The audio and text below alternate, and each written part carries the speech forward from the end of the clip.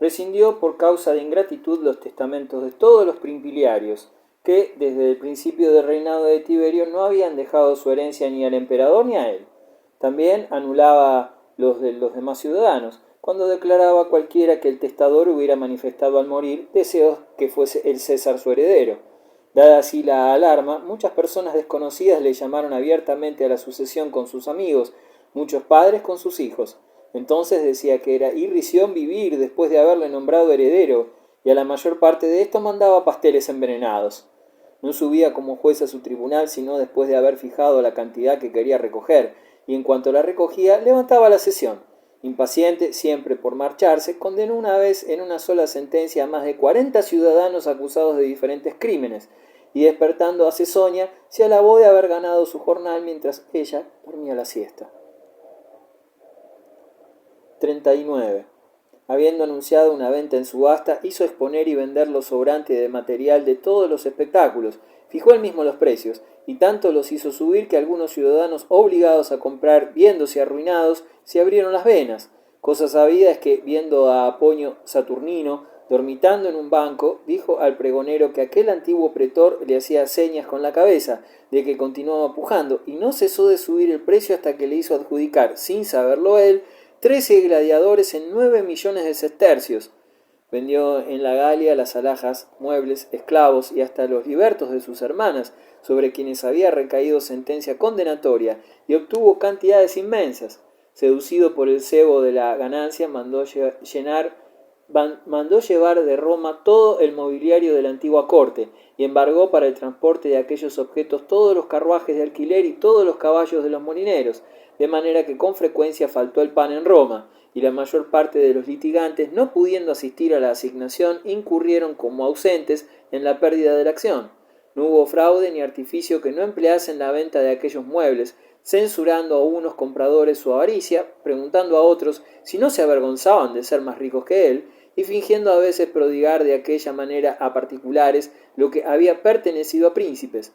Supo que un rico habitante de provincia había dado 200.000 sestercios a sus mayordomos para ser admitido a la mesa sin ser oficialmente convidado.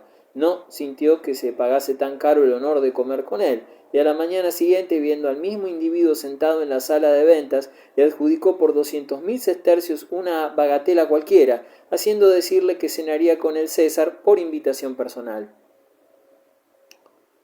50.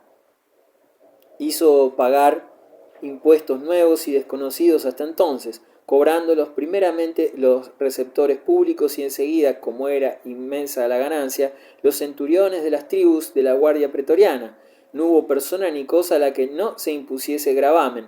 Estableció un derecho fijo sobre todos los comestibles que se vendían en Roma. Exigió de los litigantes, donde quiera que se juzgase un pleito, la 40ª parte de la cantidad en litigio, y estableció pena contra aquellos a quienes se probase que habían transigido o desistido de sus pretensiones. A los mozos de carga se les impuso el 1/8 de su ganancia diaria, a las cortesanas el precio de una de sus visitas, y añadió a este artículo de la ley que igual cantidad se exigiría a todos aquellos hombres y mujeres que habían vivido de la prostitución hasta el matrimonio, se les impuso contribución. 41. Habíase anunciado estos impuestos, pero no se habían publicado, y como por ignorancia se cometían muchas contravenciones, decidióse al fin, por instancias del pueblo, a fijar en público su ley, pero la hizo escribir en letra tan menuda y la expuso en un sitio tan estrecho que fue imposible sacar copias. Para hacer dinero de todo, estableció un lupanar en su propio palacio, reconstruyéronse gabinetes y los amueblaron según la dignidad del sitio. Constantemente los ocupaban matronas y jóvenes de nacimiento libre, y los nomenclatores iban a las plazas públicas y a los alrededores de los templos a invitar al placer a los jóvenes y a los ancianos. A su entrada les prestaban enorme interés una cantidad, y se tomaban ostensiblemente sus nombres como para honrarles, para contribuir al aumento de las rentas del César. Tampoco desdeñaba los provechos del juego, pero sus beneficios más cuantiosos procedían del fraude y del perjurio. Un día encargó al que tenía a su lado que jugase por él, y yendo a colocarse en la puerta de su palacio, hizo apoderarse inmediatamente de 2 ricos caballeros romanos que pasaban. Les confiscó los bienes y entró alegremente, gloriándose de no haber sido nunca tan afortunado a los dados. 42. Cuando nació su hija, quejóse de ser pobre y de sucumbir a la vez bajo el peso del imperio y de la paternidad, y recogió ofrendas para la crianza y la dote al comenzar el año. Y el día de las calendas de enero se colocó en la entrada de su palacio, y allí recibió por sí mismo el dinero que multitud de personas de toda condición arrojaron a manos llenas delante de él. En los últimos tiempos, su pasión por la riqueza se había trocado en frenesí, y con frecuencia paseaba descalzo sobre inmensos montones de oro, colocados en vasto salón, y algunas veces se revolcaba sobre ellos. 43. Las fatigas militares no las soportó más que una vez, y no fue a causa de una decisión madurada. Habiendo ido a ver el río Clitumno y el bosque inmediato, avanzó hasta Mebaña. Allí le aconsejaron completar la guardia bátava que entonces le rodeaba, y enseguida se le ocurrió comenzar una expedición contra los germanos. No perdió un momento, y mandó venir de todos lados legiones y tropas auxiliares. Hizo levas rigurosamente, ordenó reunir todo género de bastimentos en cantidades nunca vistas, y se puso en marcha, caminando unas veces con tal rapidez que para seguirle tenían las cohortes pretorianas que cargar las enseñas en los bagajes y en contra de la costumbre, y en otras con tanta flojedad y molicie que se hacía llevar por 8 esclavos en una litera, y los habitantes de los pueblos vecinos recibían orden de barrer los caminos y rociarlos para quitar el polvo. 44. Cuando llegó al campamento quiso mostrarse general rígido y severo, despidiendo ignominiosamente y degradando a los legados que habían llegado tarde con las tropas que debían llevar. Cuando revistió el ejército, licenció, so pretexto de que estaban viejos y extenuados, a la mayor parte de los centuriones primpiriarios, que se encontraban en edad madura, quedándoles algunos muy pocos días para cumplir su tiempo. A otros les acusó de avaricia y redujo a 6.000 sestercios el premio de los veteranos. Todas sus hazañas se redujeron en último término a recibir la sumisión de Adminio, hijo de Sinoberino, rey de los bretones, que, expulsado por su padre, había venido a refugiarse a su lado, con corto acompañamiento. Entonces, cual si hubiese subyugado toda la Bretaña, escribió a Roma pomposas cartas y mandó a los correos que fuesen en carro al foro y al senado, y no las entregasen más que a los cónsules y en el templo de Marte, en presencia de todos los senadores reunidos. 45. Poco después, no sabiendo a quién combatir, hizo pasar al otro lado del Rin a algunos germanos de su guardia con orden de ocultarse. Hecho esto, debían venir a anunciarle atropelladamente después de comer que se acercaba el enemigo. Así lo hicieron, y lanzándose enseguida al bosque inmediato con sus amigos y una parte de los jinetes pretorianos, hizo cortar árboles, los adornó como trofeos y volvió a su campamento a la luz de las antorchas, reconviniendo a los que no le habían seguido como tímidos y cobardes. Por el contrario, aquellos que habían contribuido a su victoria recibieron de su mano una nueva especie de corona, a la que dio el nombre de exploratoria, y en la que estaban representados el sol, la luna y los astros. En otra ocasión hizo sacar de una escuela a algunos jóvenes rehenes, les mandó marchar secretamente y abandonando de pronto numerosa reunión de convidados les persiguió con la caballería como fugitivos, los alcanzó y los trajo cargados de cadenas, porque en tan repugnante comedia había de violar también las leyes de la humanidad. Enseguida volvió a ocupar su puesto en el festín, y habiendo llegado soldados a anunciarle que la tropa estaba reunida, les hizo sentar, armados como estaban en la mesa, y les excitó, citando un verso célebre de Virgilio, a vivir y conservarse para tiempos más felices. Desde el campamento reconvino a los senadores con severo dicto, porque solamente pensaban en la mesa, el circo y el teatro, y en agradables partidas de campo, cuando el César estaba peleando. 46.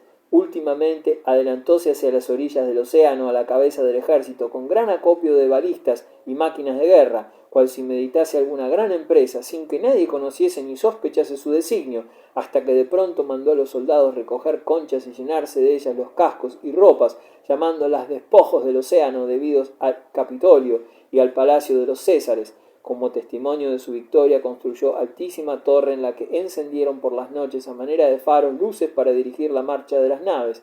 Prometió a los soldados una gran gratificación de 100 dineros por cabeza, y como si aquello fuese el colmo de la generosidad, les dijo: marchad contentos y ricos. 47. ocupándose enseguida de los preparativos de su triunfo, eligió y reservó para esta ceremonia, además de los prisioneros y tránsfugas bárbaros, todos aquellos galos que encontraba más altos y robustos, y como él mismo decía, más dignos de un triunfo, y con ellos algunos de la nobleza del país. Obligóles a dejarse crecer la cabellera, a teñirla como la de los germanos, a vestir su traje y hasta a aprender su lengua.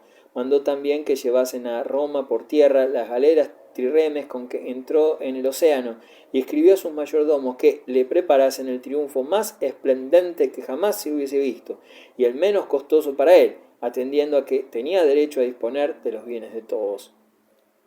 48. Antes de partir de la provincia de las Galias, concibió el abominable proyecto de exterminar las legiones que se habían sublevado después de la muerte de Augusto, y sitiaron a su padre, Germánico, y a él mismo, niño, a la sazón. Mucho costó disuadirle del proyecto tan odioso, pero nada pudo impedirle que diezmase a aquellos soldados, mandándoles, pues, reunirse sin armas y hasta sin espadas, so pretexto de arengarles, y les hizo rodear por la caballería, mas cuando vio que la mayor parte de ellos, sospechando su designio, escapaban por todos lados para recoger sus armas y prepararse a la resistencia, suspendió el discurso y tomó en el acto el camino de Roma, dirigiendo todo su furor contra el Senado, al que amenazó abiertamente con objeto de separar la atención pública del vergonzoso espectáculo de su conducta. Entre otras cosas se quejaba de que no le hubiesen decretado el triunfo de que era digno, cuando él mismo poco tiempo antes había prohibido bajo pena de muerte que jamás se tratase de tributarle honores. 49. Cuando los emisarios del Senado fueron a suplicarle que acelerase su regreso, «Iré, sí, iré, y está conmigo», dijo golpeando el pomo de la espada que tenía ceñida. Añadió también que solamente volvía para los que lo deseaban, para los caballeros y para el pueblo, pero que los senadores no encontrarían en él ni un ciudadano ni un príncipe. Prohibió además que ninguno de ellos saliese a recibirlo, y renunciando al triunfo o aplazándolo, entró en Roma con los honores de la ovación solamente, el día del aniversario de su nacimiento. 4 meses después pereció, meditando atrocidades más grandes que cuantas había cometido hasta entonces. Quiso primeramente retirarse a Anzio y hasta Alejandría, después de hacer matar a los ciudadanos más dignos de los 2 primeros órdenes. Imposible sería dudarlo, puesto que se encontraron entre sus papeles secretos 2 que tenían por título la espada, el uno, y el puñal, el otro, y que eran listas con notas de los que destinaba a la muerte. Encontróse también en su palacio un cofre grande lleno de venenos diferentes. Claudio mandó arrojarlos al mar, que, según dicen, quedó de tal manera emponzoñado que el flujo arrojó a la playa gran cantidad de peces muertos. 50. Era alto, tenía la tez lívida y el cuerpo mal proporcionado, las piernas y el cuello muy delgados, los ojos hundidos, deprimidas las sienes, ancha y abultada la frente, escasos cabellos, enteramente calva la parte superior de la cabeza y el cuerpo muy velludo. Por esta razón era crimen capital mirarle desde lo alto cuando pasaba, o pronunciar bajo cualquier pretexto que fuese la palabra cabra. Su semblante era naturalmente horrible y repugnante, y procuraba hacerlo más espantoso aún, estudiando delante de un espejo todas las fisonomías que podían infundir terror. No era sano de cuerpo ni de espíritu, atacado de epilepsia desde sus primeros años, no por eso dejó de mostrar ardor en el trabajo desde la adolescencia, aunque experimentando síncopes repentinos que le privaban de fuerza para moverse y estar en pie, y de los que se recobraba con dificultad. Conocía su enfermedad y había pensado más de una vez en curarse en profundo retiro. Créese que Cesonia le dio un filtro para que la amase, que no produjo otro efecto que el de trastornarlo. Excitábale especialmente el insomnio y nunca podía dormir más de 3 horas, y éstas ni siquiera con tranquilidad, porque lo turbaban extraños ensueños, entre otros aquel en que le hablaba el mar. Así pues, la mayor parte de las noches, cansado de velar, se sentaba en el lecho o paseaba por vastas galerías esperando e invocando la luz del día.